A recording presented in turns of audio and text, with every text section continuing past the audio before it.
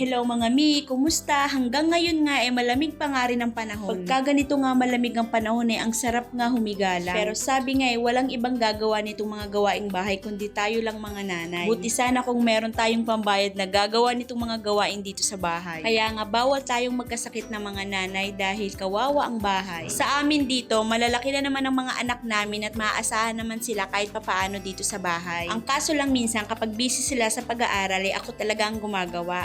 Eto ngang pinaka-divider namin ng TV ay naisip ko nga kailan kaya ito mapipinturahan at excited na talaga ako mapinturahan. Ang naisip nga namin ni Dada na kulay ay katulad na nga rin na nasa dingding namin ang kulay candy top. At maglalagay na nga rin siya ng konting color light brown para pasok din sa tema natin na team puti at team kahoy. Anyway, pagkaalis nga ng mga estudyante ko ay nagtry nga ako i-check sa kwarto kung okay pa ba yung mga naktupe sa steel rack. So far, okay pa naman, good. Hindi pa naman masyadong magulo at namiminti naman nila ng konti na nakatupi yung mga damit dun sa steel rack.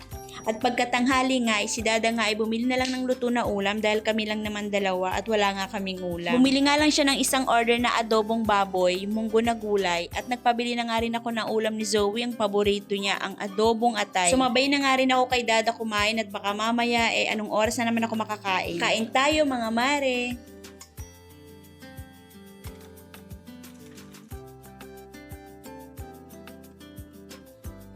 Pagkatapos nga namin kumain ay pakakainin ko na nga si Zoe. Buti na nga lang at merong pang natirang kanin at muntik na naman maubos. Eto ngang ulam niyang atay hanggang mamayang gabi niya. Ay syempre kailangan niya rin magtipid at kami nga tipid nga rin sa ulam. Ay sana all binibili ng sariling ulam. Paborito niya talaga yung adobong atay. Pagka ganyan nga ang ulam ay napaparami ang kain niya. At pagkatapos nga ay nagligpit na nga rin ako sa lamesa. At dito na nga muna ako magliligpit at maghuhugas sa kusina. Medyo konti lang naman ang hugasan dahil ang mga estudyante ko ay nasasanay na maghugas bago sila umalis.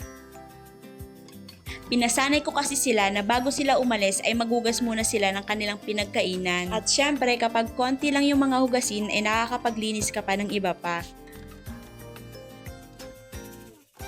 Ito talaga yung isa sa nakaka-good vibe sa akin dito sa kusina, itong aming dish organizer. Lalo na sa kulay niyang puti, ang linis tingnan at ang aliwalas tingnan. At hindi pa nakakasigip sa lababo, tama lang yung size niya. Sakto lang sa ginagamit sa pang-araw-araw.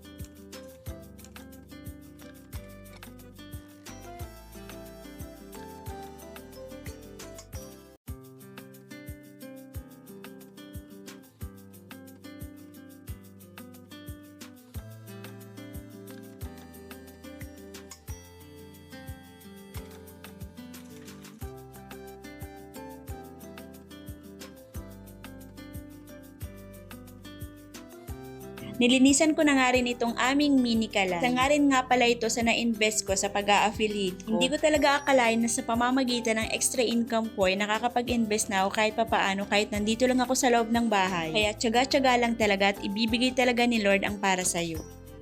Timing nga sa mga oras na to ay meron na nga tubig sa gripo at salamat at nakakapaglinis nga ako sa lababo. Minsan kasi ay nawawala ng tubig dito sa amin at minsan nga ay hapon at gabi na nagkakaroon. At eto pang ang hiningi ko na halaman ay nakalimutan ko na nga ilipat sa mga paso. Ang ginagawa ko na nga lang muna ay pinapalitan ko nga lang ng tubig. Anyways, eto na nga mi, may dumating na bagong blessing. Eto na nga yung may panibago na naman akong ibubudol sa inyo mga mi. Eto nga pala ay microwavable container. Ang tawag nga nila dito ay cater tray. Sobrang ganda nga ng packaging at secure at safe talaga yung items na dumating. Di ko nga expected na medyo malaki pala siya at makapal. Set na nga ito mga mi na 5 pieces. Ito nga dapat yung gagamitin ko nung New Year. Ang kaso ay inabot lang talaga ng holiday season kaya medyo na late ang delivery. Maganda siya mga mi at perfect siya gamitin sa handaan. Look presentable siyang tingnan. Reusable siya mga mi at pwede siyang gamitin kahit ilang beses. Perfect din siya mga mi for storing food, lagayan ng mga ulam or ibang mga pagkain. At available din siya in assorted sizes. Perfect talaga siya mi, lagayan ng mga handa every celebration. At nakakasosyal din daw para sa handaan at look presentable. At kung gusto nyo nga rin, ilalagay ko na lang ang link sa comment section. At yan lang muna. Salamat sa panonood. Till next video!